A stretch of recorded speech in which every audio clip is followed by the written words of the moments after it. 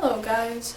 Alright, so hopefully you guys can see me, but I have to do this fast because my mom's coming.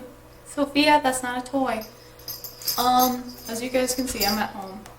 So, I want to talk about Time of the Doctor because I watched it yesterday. And, so I have everything written out because there was just so much that happened. Okay, so first of all, I loved it. It was a very good send-off for Matt Smith. I cried, I bawled for a good few hours afterwards, and I was just like an emotional wreck. And it was very good. It was a very good send-off for him. Like, I was really proud of Moffat for tying up all the confusing loose ends. Because, like, they got around, like, Moffat said in an interview, oh, Matt's the 13th Doctor, and I was like, what the heck, Moffat, why are you saying this? But he explained that Ten's regeneration in Journey's End, I believe, when he turned the Meta Doctor, he put the regeneration into the hand, that counted as a regeneration, also John Hurt's Doctor, so technically 11 is the 13th regeneration of the Doctor, which makes it more confusing, but hey, whatever. And then Matt Smith is, now Peter Capaldi is the first regeneration of the new regeneration cycle of the Doctor. So, hey, new fun stuff.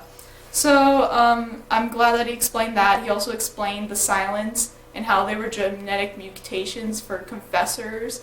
And Tasha Lem, I think her name was Tosh. She was like a priestess who did the silence will fall when the question is asked. So that explains all that whole religious sect of why they didn't want the Doctor to say his name. They also explained the Kavarian sect, which we already saw with the silence in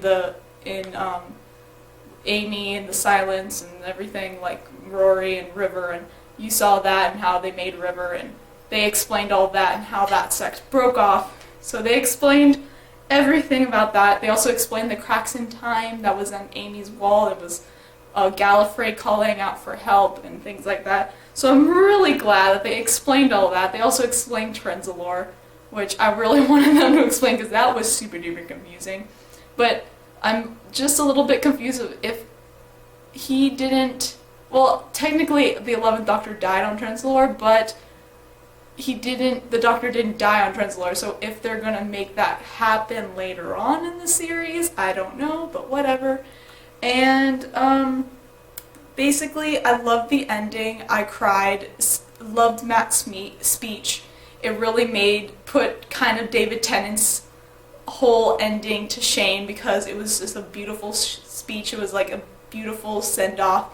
I was crying. The part that I mostly cried at was when he saw Amy, because she was the first and last face that he saw in Raggedy Man Goodbye, and I was just like, nope. But the thing that really made me cry uncontrollably was when he dropped the bow tie. I was like, I am done. I hate you so much, Moffat. But it was a very good send-off. I just didn't...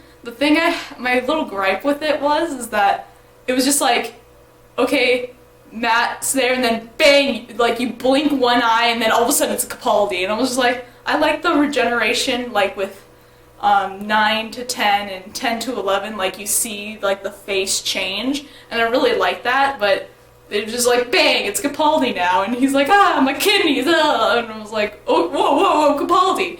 So I didn't really like that. I know I'm really gonna like Capaldi because he's just like kind of bouncy, and I think he's gonna be really sassy, and I really like that. So hopefully he's sassy. I'm really hoping. But he seems like he's gonna be a really good Doctor, and I was just crying. I like went into the front bedroom when Mom was talking to her friend, and I was just like sobbing. I was like, Matt's gone, and I was like, but. Oh my gosh, and Matt is like, and I saw like the behind the scenes, and it was so depressing. It's on BBC. But It was really good overall. I'm really glad that Moffat did a good job and he tied up all those stupid loose ends that he had. And I'm really excited to see if Peter Peter Capaldi and what he's going to bring to the role of the Doctor, and the whole Clara Hoofle thing, how is that going to tie in?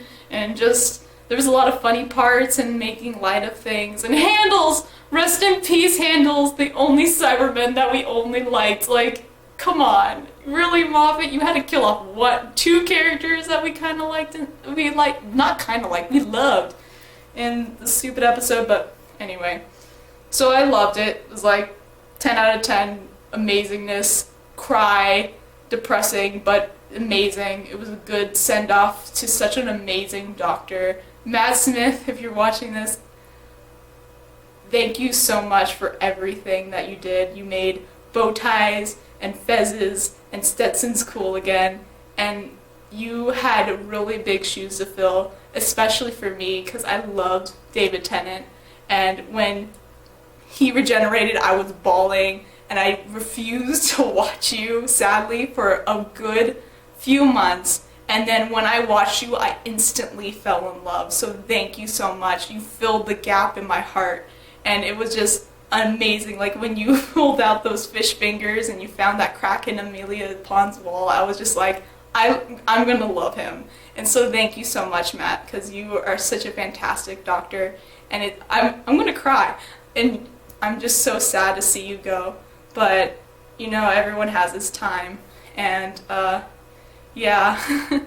So, goodbye, Raggedy Man, and good night.